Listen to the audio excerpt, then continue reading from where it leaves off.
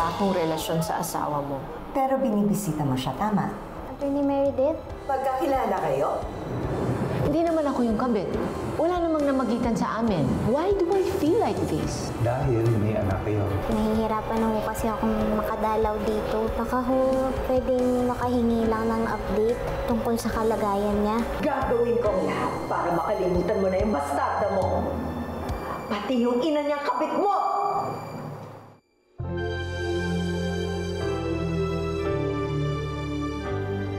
Sorry. Sinisigurado ko lang po na natanggap niyo yung mga text ko. Sige po, salamat po. Basta, tawagan niyo po ko kung ano man, ah. Sige po, salamat po. Bonnie, anong ginagawa mo dito? Pwede ba ito makausap? Bakit? Hindi ka nag-text? Inisip ko kasi kung naabalahin pa kita kasi alam ko marami nangyayari sa buhay mo ngayon. Pero kailangan mo itong malaman. At gusto kong sabihin sa'yo ng personal. Si Aling Chato. Bakit? Anong nangyari kina ni Chato? Kagabi, nagkausap kami ng kaming dalawa lang. At ang sabi niya sa akin, gusto niya magpalit ng bagong counsel. Ano?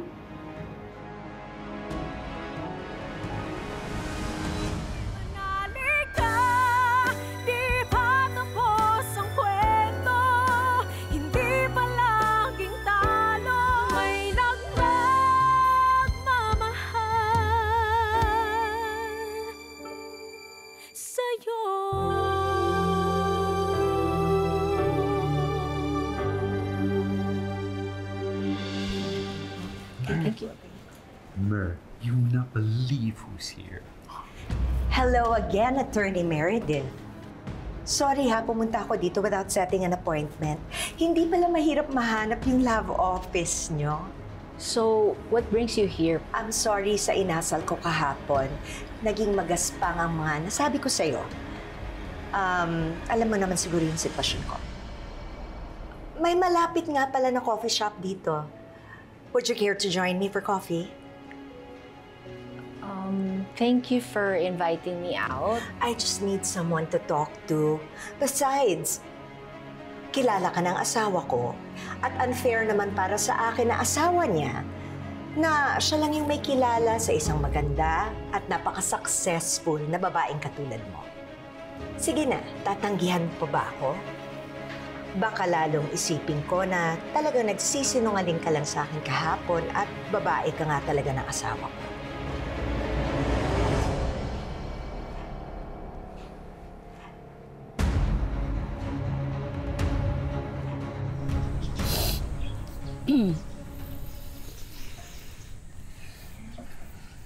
Nay, kamusta po kayo?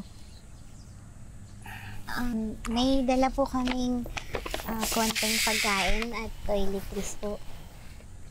Hindi na dapat kayo nag-abala. Okay lang po. Konti lang po yan kasi hindi naman po kayo magtatagal dito eh. Lilith. Nay, ipapanalo ko po yung kaso nyo.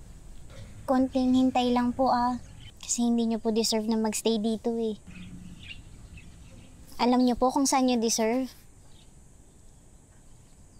Doon po kung saan pwede nyo nang maiuwi si Langgay at malayang mayakap siya hanggang sa hindi nyo nang pumaramdaman yung mahabang pagkakataon na nagkahiwalay kayo. Mangyayari po yun, Nay. Gagawin ko po lahat. Nay, sorry po kung nawala ako sa focus Naikwento nga sa akin ni Atty. Pareho silang importante sa atin. Pero, kung dati po, Nay, nagising siya at nagkamalay dahil kinausap ko siya. Ngayon po, hindi, Nay. Pumalpak po ko. Pati po sa inyo, pumalpak ako. Kailangan ka ng ama mo. Pero, Nay, kailangan nyo din po ko eh. Kailangan ko din po to para mapatunayan ko po sa sarili ko na may silbi pa rin ako. Na kahit nabigo po ako sa tatay ko, Sa inyo po magtatagumpay po ako. Ilalaban ko po kayo hanggang sa dulo. Kaya mo ba talaga, anak? Opo. Kakayanin ko po.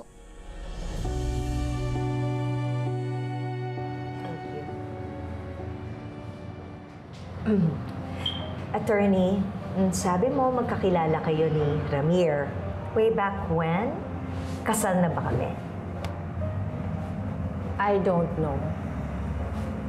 Paano nga ba kayo nagkakilala noon? Can you tell me? Naging acquainted kami, pero I don't remember kung business-related or something that has to do with legalities. Pero one time lang yun. A one-time thing only? And I thought it was an affair. Oh, I'm sorry. I'm just joking. I guess it's my way of coping with my husband being in the hospital. Alam mo, mabilis kasi ako magduda. Lalo na pag may mga babaeng lumalapit sa asawa ko. You know that my husband is a very good-looking man. At maraming nahuhumaling sa kanya. Actually, maraming umaaligid sa kanya, pero ako pa rin ang nagwagi. Mahal ko yun eh. And I'm sure your husband loves you. Kaya nga, nagpakasal kami sa isa't isa. Dahil mahal namin ang bawat isa, siya na naging buhay ko. Sila ng anak ko. But sometimes, people make mistakes. They give in to temptations. Early in our marriage, my husband cheated on me. Sorry. Bakit ko nasasabi sa'yo ang lahat ng ito? But I just feel na you're so easy to talk to. I don't know why. Well, we can actually talk about other things. Ang sabi sa akin ni Ramir, one time lang daw yun nangyari. But you know what? I can't help think that there's something more to it. Namimiss ba niya yung babaeng yun? Minahal ba niya yung babaeng yun? Sumasagi nga sa isip ko eh, na what if naanakan niya yung babaeng yun? Tapos hindi lang nila sinasabi sa akin. Hindi lang nila sinasabi sa akin nung babae niyang home record.